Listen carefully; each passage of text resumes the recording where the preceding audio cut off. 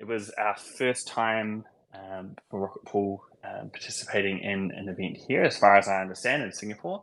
Of course, earlier in the year, there was a Denver sponsorship, and we intend to head back there. But for Singapore, with most of the team based in Australia, it's quite an easy destination to get to, not too long as far as travel times go, and very well attended from all around Asia and, of course, the world. So, Langers, do you mind sharing a few thoughts how you think ETH Singapore went? And in particular, you had a couple of speaking opportunities. Maybe you could share a little bit about what those were and how they went. Yeah, sure. So I'd say just to touch on that. So Singapore is actually is almost a local event for us because it's only 8 hours of flying. So it is good to be only 2 hours of time difference from Australia. But so yeah, ETH Singapore. So ETH Singapore is quite intimate, I'd say. It was like a really nice venue at the National Gallery. It had loads of different. It had like a whole bunch of booths with different projects. We had like Mantle and IAM Token and loads of other kind of like projects being represented there. There were kind of like a mixture of like talks and panels on 2 separate stages. And so I did like a kind of a workshop. The first one was like a workshop. So it was, but it was really about me giving everyone the essentials for becoming a node operator.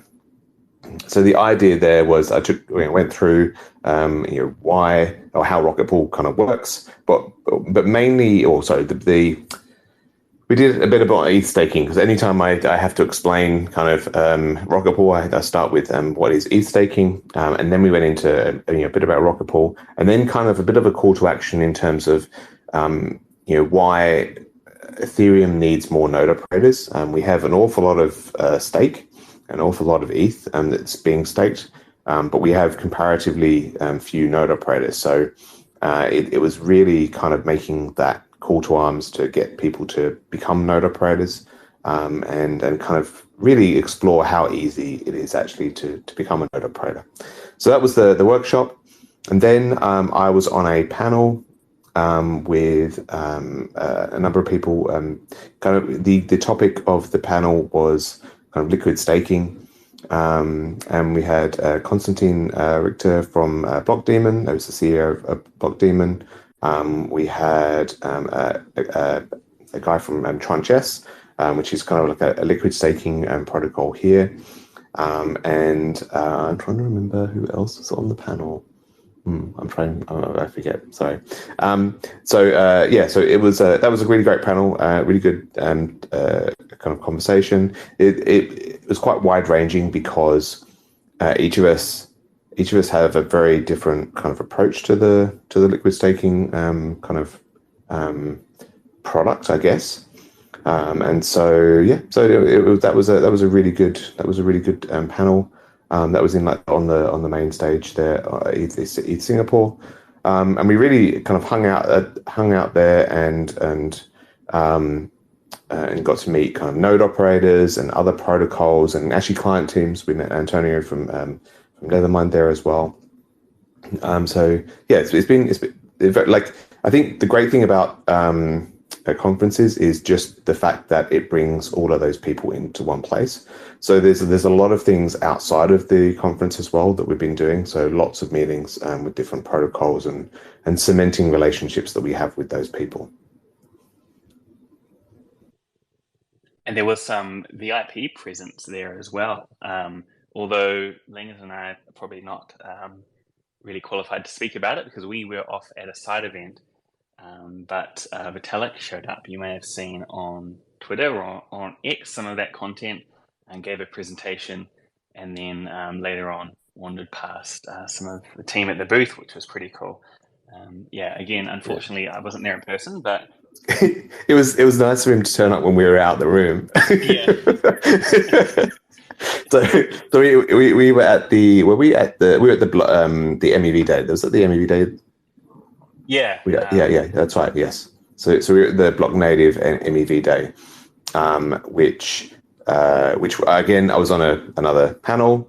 So I was on a panel with Izzy from Lido, and also and somebody from A41 who's actually a node operator, and somebody from Kathy from Hashquark, again who's kind of like a local sort of node operator and investor. So that was a really good, and it's always good kind of doing the MEV stuff, because we also went to the Blocks route one as well over those last few days. It's always really good to kind of see that environment, because we're, being validators, we're on the supply side of the block space, but there is a whole supply chain. There's a whole supply chain from users and searchers on one end, and all through to block builders, and it's great to see the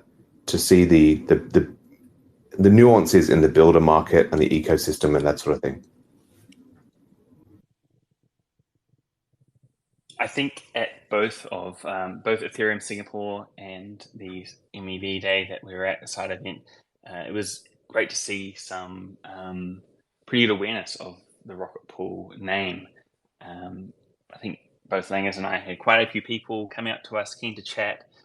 Maybe they've seen some content on Twitter recently about Rocket Pool, but also a lot of curiosity around liquid staking in general, wanting to know about what we're working on in the future. So that was one thing that I definitely noticed compared to, say, December. To be fair, obviously that was a much larger event, and obviously we had the huge community presence there too. But yeah, sometimes struggled to get 10 steps at the Mev Day side event without someone wanting to have a chat. So that was great. And then, of course, we have at the other extreme Token 2049. And I've heard some pretty good things about this event last year. I have to say I probably wasn't quite prepared for how big and busy it was. That was on today, and we're going to be heading back there tomorrow, but quite a different vibe. Maybe you've seen some of the photos floating around on Twitter. It does seem like pretty much the entire industry was here. So while a big part of Ethereum Singapore was probably talking to people, explaining about Rocket Pool, we had people stopping by the booth. I think Token was a great opportunity to put faces to names. A lot of protocols, a lot of people that we speak to on Telegram or jump on a Zoom call, we can finally meet them in person, which is always a little bit easier to have a bit of a chat over a coffee and the like. So today was pretty busy, running around from meeting to meeting. And then Langers also had a presentation or a panel discussion, which is not long finished. So how did you find today, Langers, in contrast to earlier in the week? Token 2049 is massive. It's absolutely massive. So I after my panel, I spoke to like the organizer, and they said that they had 11,000 kind of like people. They've completely sold out of tickets and all of that sort of thing, and they had 11,000 people buying tickets. So yeah, it's a massive event. It's in Marina Bay Sands, so it's in a massive kind of like conference area. It's a rabbit warren of like all the projects that you've ever heard of have like booths and that sort of thing there. And so, and massive stages, and very, very, very well produced, actually, a very well produced kind of event. So, my panel was really good. So it was actually it literally just finished. So with Seraphim from Lido, with Zaki, Kevin from, I think it's Scarlet, one of those ones, and Shiram from Eigenlayer. And so, so it was a really great panel. It was basically on liquid staking, which obviously I know a little bit about. Really kind of packed stage or packed kind of like audience, massive stage, very kind of well produced and all that sort of thing. The panel went very, very well. Seraphim was very keen. He's a he's a personality on Twitter, and he's also quite a personality in real life as well. But we got on very, very well. So he was very keen to kind of like promote the essentially the fight between Rocket Pool and Lido, and kind of like build up some excitement around that. So that's so it was really good, and you know we kind of like tussled in kind of good form, I guess. And yeah, so no, it was a very good panel. If you're listening in and haven't been to Singapore, it is a very well organized and efficient country, and that was certainly replicated in all the events that have been going on. Everything kind of works like clockwork, running to time, and pretty easy for me to find my way around. It has been a bit of a mission in a small area to kind of get from venue to venue when we're talking about some of these meetings and events that are held off-site, because the Formula One is in town.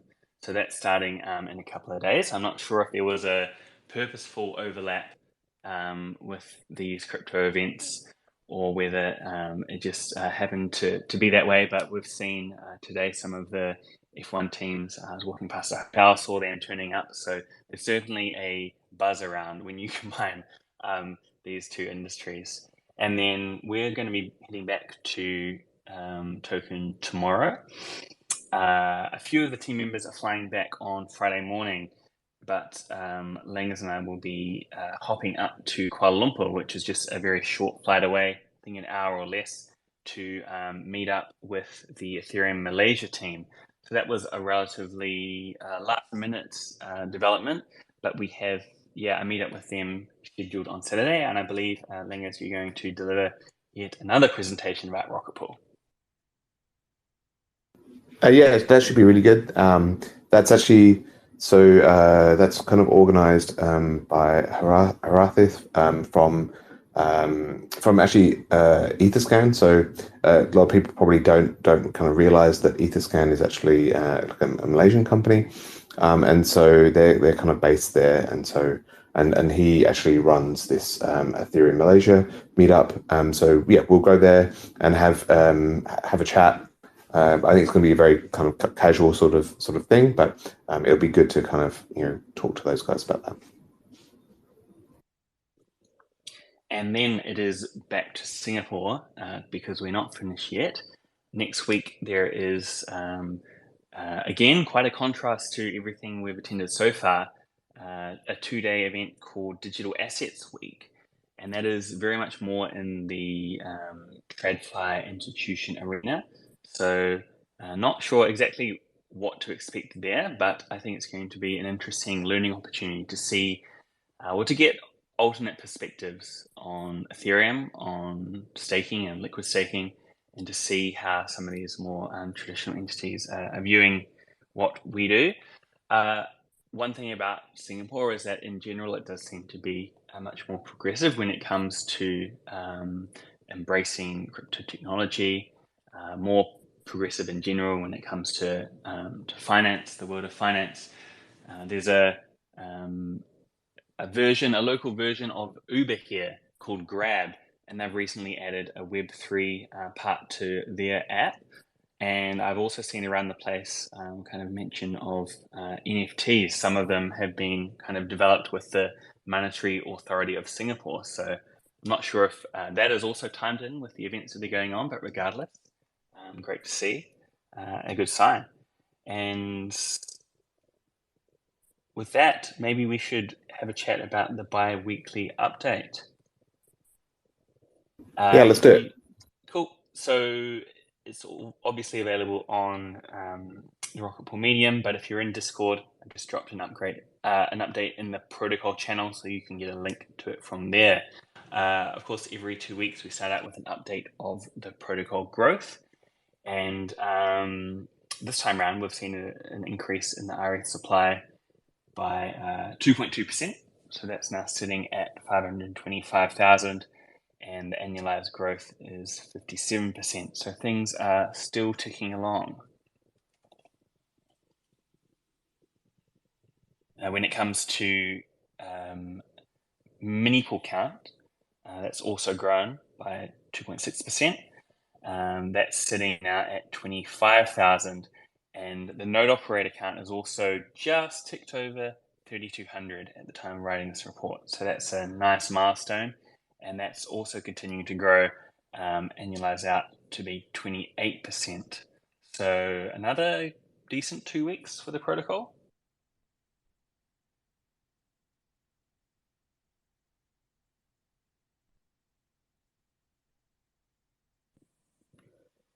Of course, we have one team member who is not here in Singapore, and that is Joe back home in the US, continuing to work away on the smart node. And I think it was just a few hours after the previous bi-weekly update was posted, as tends to happen, that a new version of the smart node was released. And this one is version 1.10.2. Of course, as always, feel free to check out more detailed notes in the Discord. But for anyone using Bestu, Geth, Nimbus, Prism, or Teku, there are some relatively important optimizations and bug fixes, so that might be worthwhile checking out. Everyone else is a low priority.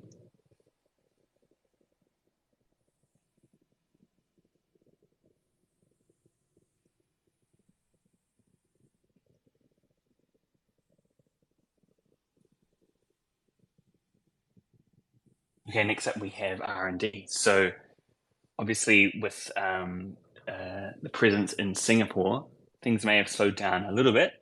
Last week as well, we were preparing to fly out. But could you give an overview, Langers, of what the team has been working on lately? Yeah, sure. So we're mainly working on, so a lot of work's been going on into the PDAL kind of voting and treasury management work. So I think mainly this time around it's been the treasury management part, because the voting stuff has gone very, very well. So that's kind of ready and in the branch. The treasury management we've been working through, and we've been also kind of writing up the RPIPs to be able to submit to governance in terms of getting those drafts out so that they can be discussed, tweaked, and generally get the community ready for kind of like voting on those things. So we've been doing a lot in terms of the actual PDAL voting and treasury RPIP, and obviously the code that go along with that.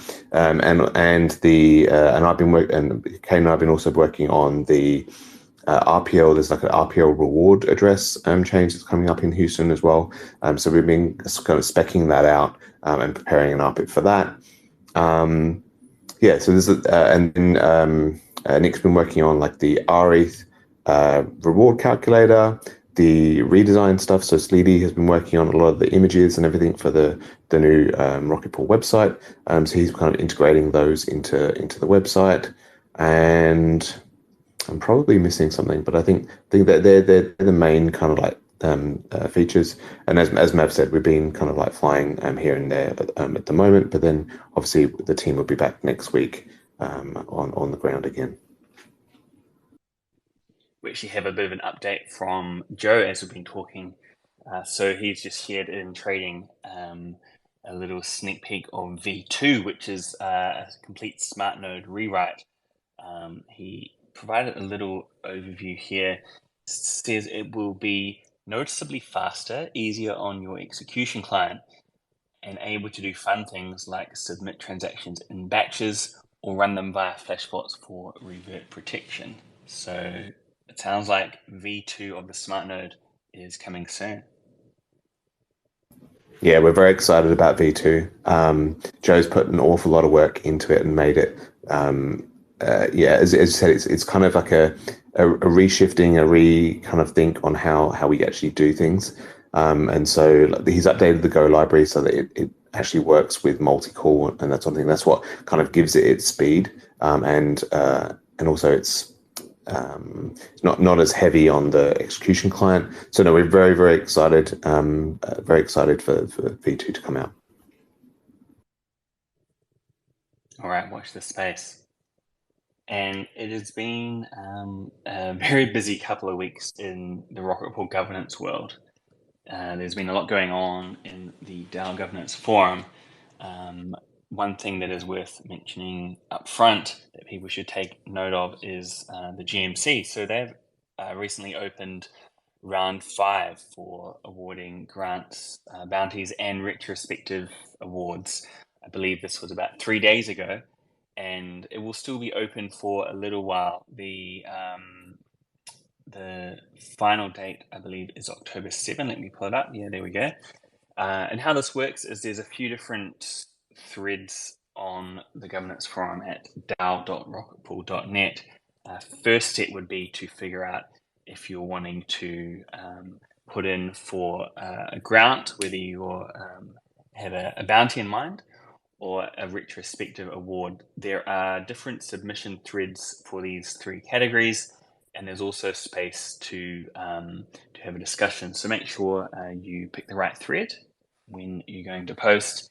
And there's still a few days to go until they close. Looks like there's already been a couple of applications so far. I'm sure, as usual, there will be a lot of work put in by the GMC to sort through and award the grants and bounties. We also have a draft RPIP, which was posted for on-chain PDAO governance. So this is referring to what Langers was talking about earlier. There is a kind of call for discussion in the DAO governance forum. You can also review the RPIP on GitHub. Any comments on this, Langers? This was posted by Kane, who's also here in Singapore, and I see in the audience. Yeah, so this is pretty important. It's the PDAO voting thing is a very large proportion of the work for Houston, which is going to be our next release. It is we've been designing it, or designing it for quite a while to try to make it as effective for Rocket Pool as possible.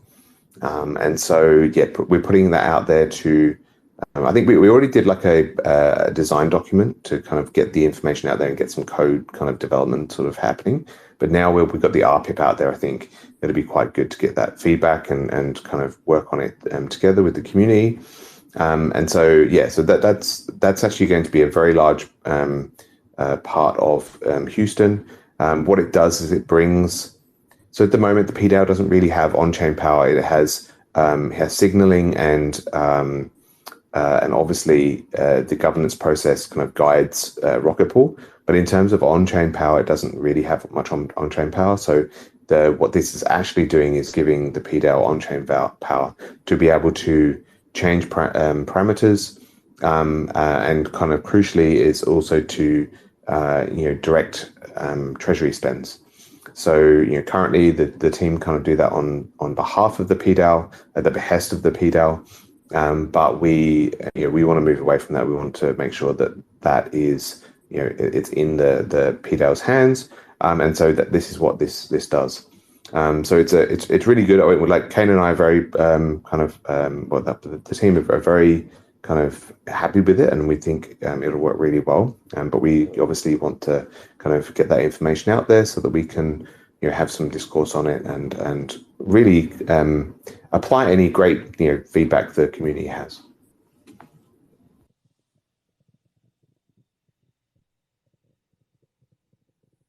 So on-chain governance is an interesting topic. It's not something new as a concept, and there are solutions available on kind of more plug and play that DAOs can adopt. And, in theory, Rocket Pool potentially could have adopted, but the difference with governance when it comes to Rocket Pool is that holding the RPL token is not sufficient. It also has to be staked as collateral in a node. Once that RPL effective RPL is staked, it has governance power. So that is something that is quite unique to Rocket Pool. It's not really seen elsewhere in other DAOs where a holder with a large amount of tokens can have arguably an outsized influence on governance. So hence the need for Rocket Pool to work on a solution which, as far as I'm aware, is will be relatively cutting edge once it's deployed. So yeah, it sounds like a lot of great work's been going into this, and it's great to see some of these details. Make sure you have a read through, as obviously the governance of the Rocket Pool protocol is pretty important. So that's an area where you want to be well informed. Actually, our mate Vitalik, he actually wrote a really good research paper on, or a blog post on kind of like token voting and what the problems are with token voting, and as you kind of said there, unaligned actors is like the number one problem with token voting. So that's one of the things that we're trying to avoid with the approach that we're taking. Really, the what this new process does is it enshrines the governance kind of vote weight that we've already kind of like put forward, or the community have already kind of like agreed to, in terms of that whole making sure that we have it as staked RPL rather than just RPL on its own. But yeah, as you said, the main reason for that is to avoid this problem with unaligned actors that Vitalik actually put forward as well, and he's quite prevalent in DeFi protocols, by the way. Yeah, an interesting exercise is to look at voting in a DAO and to see first of all, what percentage quorum is used to pass a vote. Rocket Pool's is relatively high and also is frequently exceeded.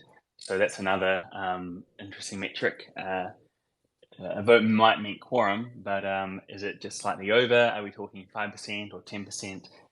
It's in the past, I believe, Rocket Pool has reached as high as around 30%, which is pretty impressive.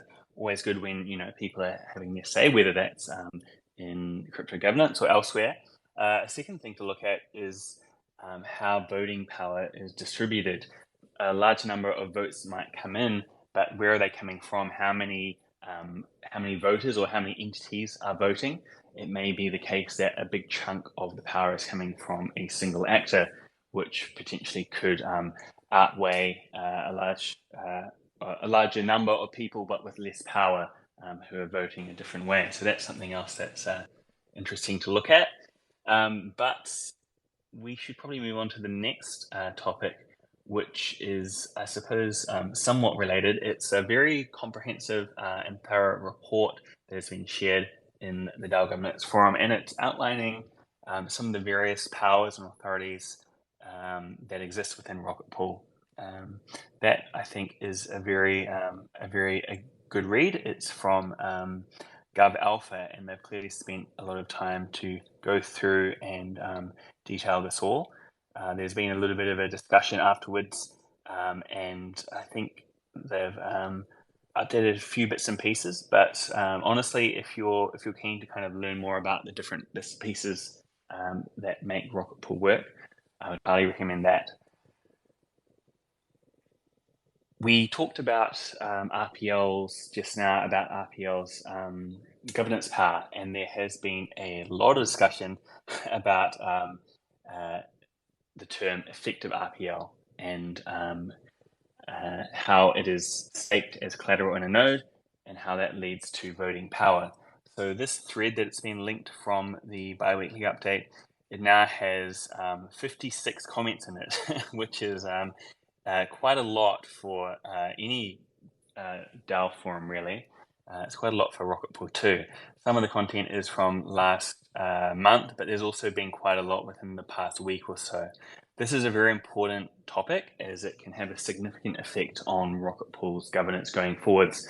So while I've kind of said this about every topic, this is really one that you should have a read and be informed and make your say heard.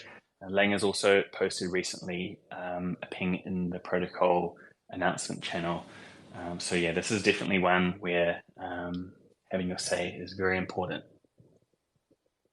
Yeah, that kind of like came to a head just before I left. So I think it was on like the day or the day before we were flying out. So we've been kind of like distracted. So I tried to make sure that we put some comments in there before we left. We've been kind of distracted for the last few days, but I'm hoping to catch up with that as soon as I can.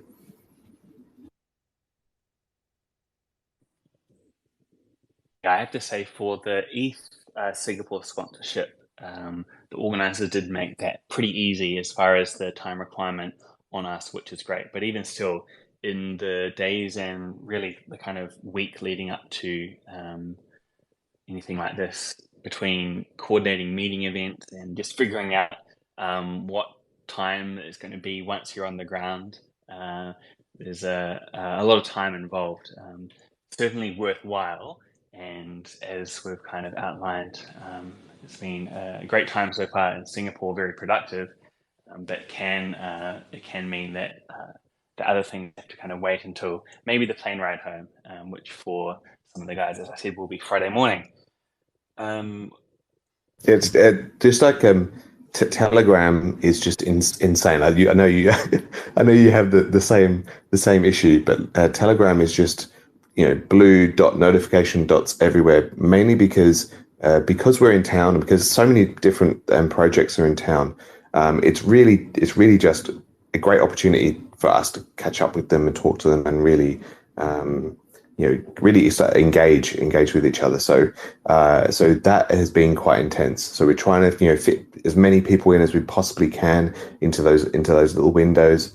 I've definitely been distracted with like doing panels and that sort of thing. So now that I've got one more kind of like presentation thing to do, but I'm a lot more relaxed now that I've done most of my panels. But it's an intense kind of time at the moment with all that kind of going on. But it's certainly productive. The conversations we're having are fantastic, and the people that we're able to kind of create this relationship with are great. So.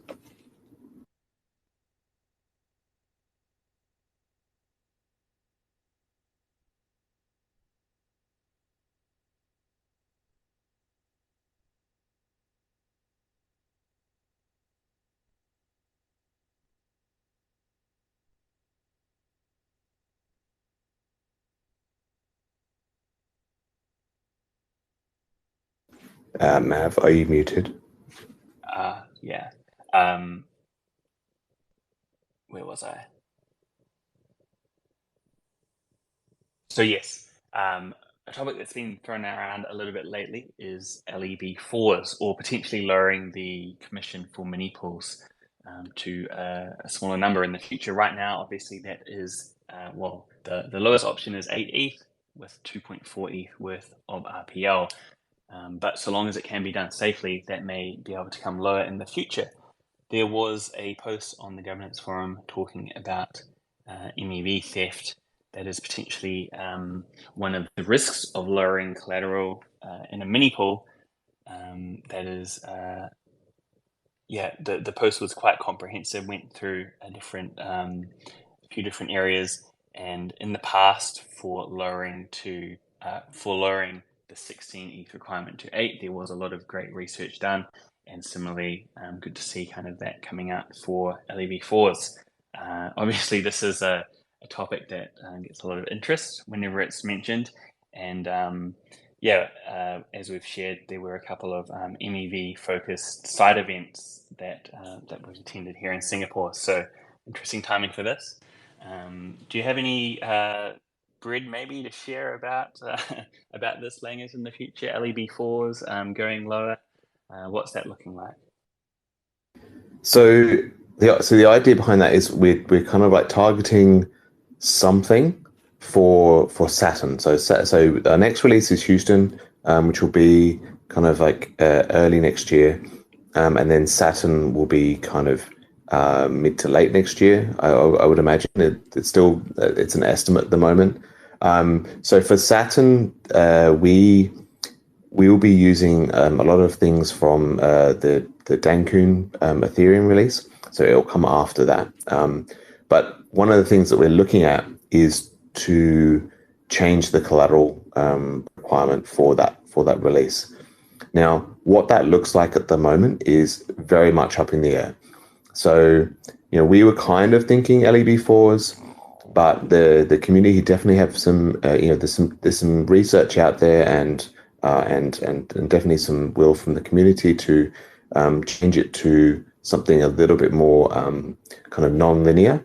So that is something that we need to analyze and kind of design around over the next few months. So we've got a bit of time because we're that's our next release rather than it's the one after our next release. So we've got a little bit of time to kind of get that design right and make sure that we've kind of done the appropriate due diligence on analysis.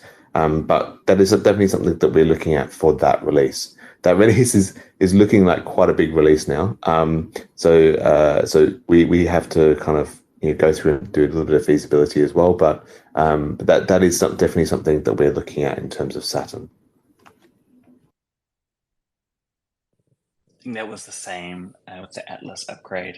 Maybe a little bit of scope creep starting out from, let's just keep this release focused and on the small side, and over time, little bit more creeps in.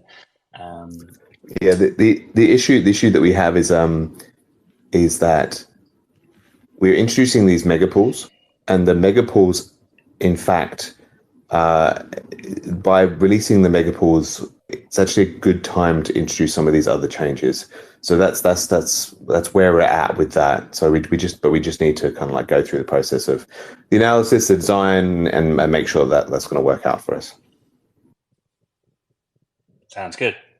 And then finally, in governance world, there was a request for feedback on the rescue node. So this is a community initiative that's funded by the GMC, and it can help node operators to stay online when they need a little bit of a hand. Right now, there are certain limits on accessing the rescue node. Obviously, node operators should continue to operate independently as much as possible, as long as possible. At the end of the day, there's always going to be some potential to be knocked offline, and the rescue node can help. But there is a poll out with a few votes. Feel free to drop in and provide some feedback about how this really valuable service can be used going forwards. And I think that brings us to the end of the governance section. Next up, we have quite a long list of integrations. One that's probably very newsworthy. Base, which is Coinbase's L2, has been a popular narrative recently, and you can now bridge rETH and RPL between ETH mainnet and Base. In fact, at least at the time of writing, there was about 12 different options for coins and tokens that you can move back and forth on the official bridge. And 2 of those 12 were from Rocket Pool, so rETH and RPL, alongside ETH and Coinbase ETH and a few others. So that is live now, and that was the result of work done by the team to get that feed live onto Base. Now the torch will be passed on essentially to the IMC, the IMC part of the protocol DAO, to decide on liquidity for Base and of course all the other L2s. So I think the IMC have said they will incentivize on Base. I'm pretty sure about that.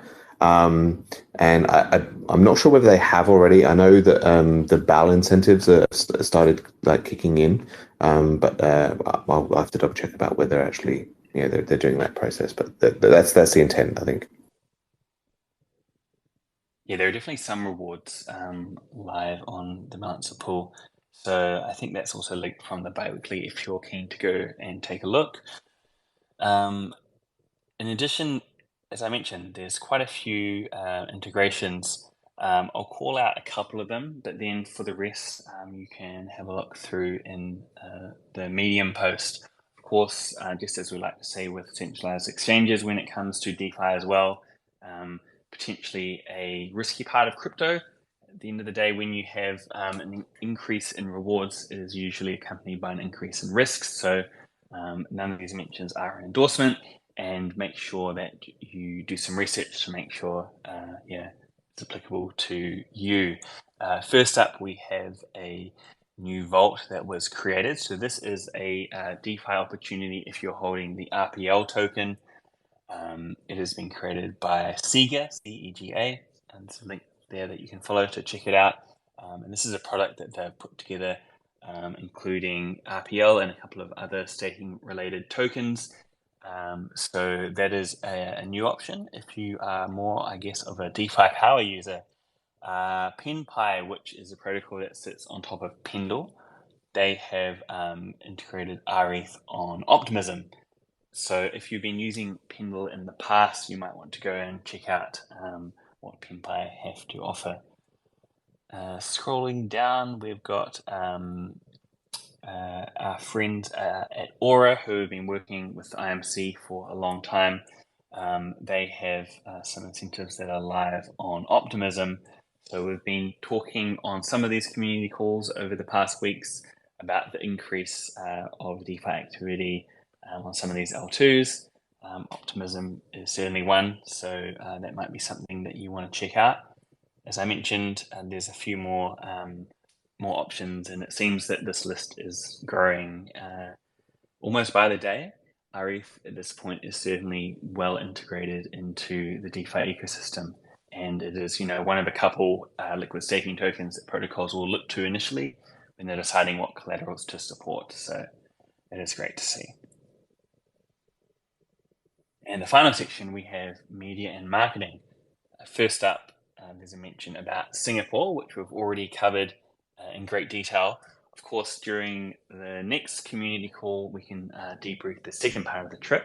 But suffice to say, it's been a very productive, very busy few days so far. Starting out on the Sunday with East Singapore was an interesting one. So it's a bit of an extra long week. If you're wanting to check out the photo of Vitalik and the team, that is linked from the comment there too. We also have a couple of good photos of Langers providing his insights, his talks and panel appearances. So next up, there was a mention from the Bell Curve podcast. So a little while ago, they had one that talked about liquid staking, and it was good to see a bit of a correction piece that was posted. Sometimes you hear on Twitter and different podcasts some interesting takes when it comes to liquid staking, what different protocols are doing. And this one goes back quite a long time, bringing up a blog post from Dave actually in 2017, talking about the early days of Rocket Pool. So if you're new to the protocol, or maybe you've been around a little while, but you're not familiar with some of the, I guess, ancient history when it comes to crypto timelines, there is a link there from obviously the biweekly in the Medium to Twitter, which then links back to Medium. So you can very easily find this blog post from 2017. Things have changed a little bit since then, but great to see, I guess, first of all, that correction, kind of referencing how Rocket Pool was so influential in the early days of liquid staking. Maybe, I think, Langers, you were around to a certain extent back then, weren't you? Can you give a quick overview of what Rocket Pool was looking like back then? I think there was a talk of was it RPD, Rocket Pool Deposit Token? Yeah, it looked quite different back then. There's been lots of iterations, and as the song goes, there are too many beaters to count. But yeah, so it was there was I think there was like a video address that was in there. There was I think there was yeah different tokens, so that it wasn't there like any or yeah some different kind of like we had more than one token and that sort of thing. But yeah, the so liquid staking was quite an addition at that point. And then the design was kind of refined over like 2008, yeah, the kind of 2018 to the end of 2018, 2019. So it was kind of like refined on from there. So yeah, so it's good to kind of like see that come through and kind of set us in history because yeah we've done quite a lot to further liquid staking. We have a pretty old project. So I think every time something like this comes up, Rocket Pool has been around since Ethereum mentioned that they might go to proof of stake. So Dave started Rocket Pool because he saw the Mauve paper, which is a paper written by Vitalik, saying that they might move to proof of stake, and this is what it might look like. So ever since proof of stake has been a thing in Ethereum land, there's been Rocket Pool. So yeah, it's good to kind of like see that. Yeah, absolutely. And then you were also on a panel coordinated by Staking Rewards. That was about a week or so ago. I think from memory, it was one of those midnight panels. Tends to be the way, unfortunately, with Australian time zones. But there were a few different panels as part of this LST Fire Summit. And looking here, you were chatting with people from Libra and Raft. That's right. Yes. So it was an LST-Fi kind of panel, and I was actually moderating, which at midnight is is probably the best job actually because as a moderator you can be the dumb person sitting on the corner asking the questions rather than having to be on the panel and think through your answer. So no, it was actually very very good, and in fact I took away some stuff from that panel. It was very interesting to see their perspective. I mean, obviously, again, so we're very very focused on the supply side of things, and we obviously see where the liquid staking tokens are being used, but some of the motivations and some of the nuances of why and how and why they're so valuable and that sort of thing. You miss that sometimes. So it was very good, very good panel. The experts were amazing. So definitely check it out and kind of find out more about that space.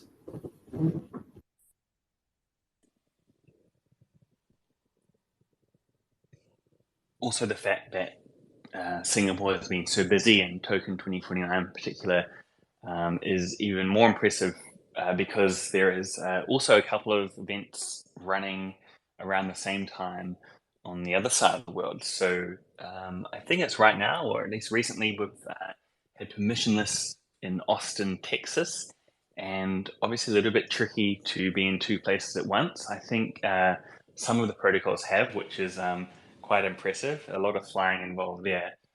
But in Rocket Pool's case, we have none other than Ken Smith, who is the occasional host of this weekly community call, and he's been over there spreading word about Rocket Pool and participating on one of the panels. I'm not sure if there was a recording available, but one of the community members managed to grab a snap of him up there on the panel. So great job from Ken. I think Masari Mainnet was the other one I was thinking of in New York, which is, I think, not long after Singapore wraps up. So if you were trying to hit up all the big crypto conferences, I think you'd probably just about spend your entire life on the road there. Many such conferences.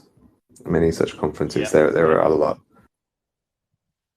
Actually, I think I saw some content on Twitter about that, about the number of conferences in the next 4 months, or I suppose between now and the end of the year, maybe it's a popular time, but yeah, it's certainly busy on the conference circuit.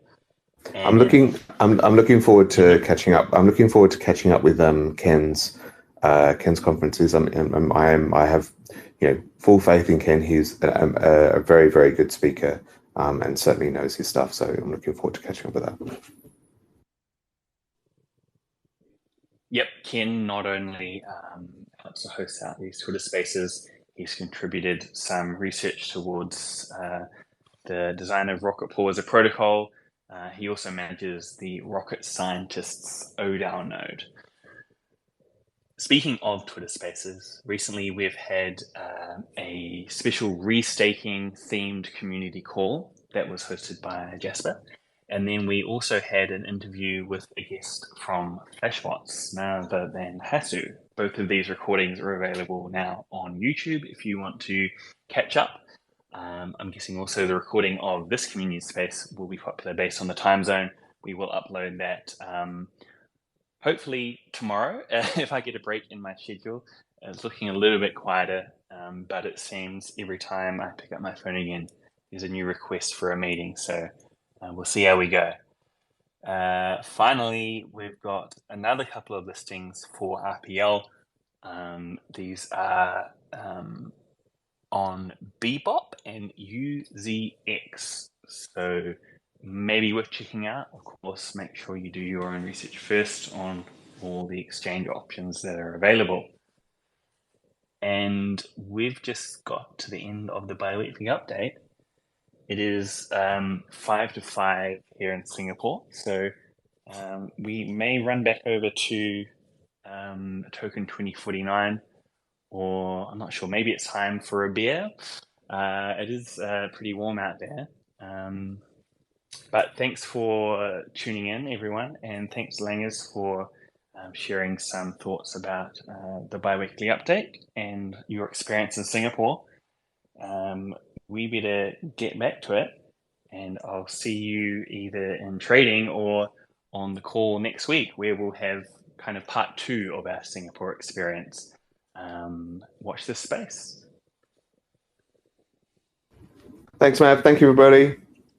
Speak to you soon. See ya.